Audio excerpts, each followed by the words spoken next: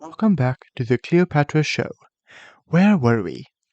Cleopatra, African queen, a living, breathing Egyptian goddess, both feared and adored. Oh, right. One of the things I forgot to mention in part 1 of this little saga is that the Cleopatra show insists on almost constantly playing very dramatic music throughout the episode's runtime. Part of the time, the music is instrumental and somewhat feels like it fits in, and sometimes pop music starts playing, and it's really, really weird. Even the more fitting music is only somewhat amusing, as it is always contrasted with the quality of the scenes. And about the quality of those scenes, the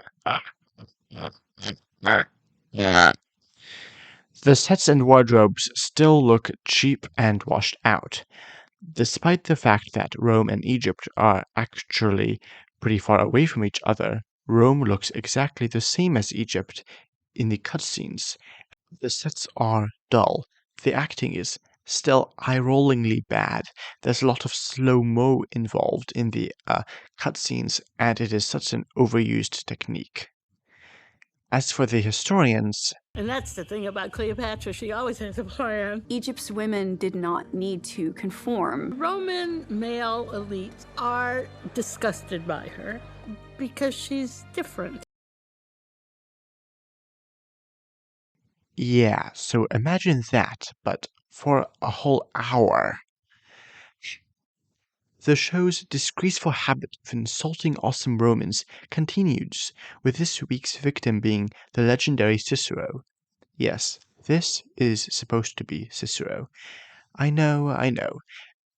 It's almost comedic how the show essentially name drops historical figures who are far more interesting than Cleopatra, and yet these historical figures are derided and torn down in order to make Cleopatra look better.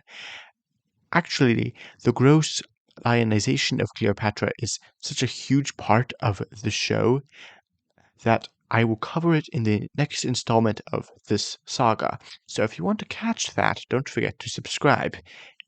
Anyway, before I go, there's a scene in this episode that I have to show you. It's a bit of a risk, but YouTube be damned, you really need to see this.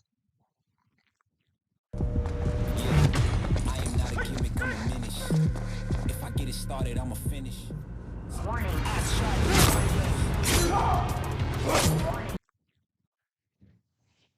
What the frack was that? The second episode of The Cleopatra Show continues to go in all the wrong ways. It is truly an infuriating piece of media to consume. For an episode that is only an hour long, somehow it feels like 10 hours. I will be back with part 3 soon.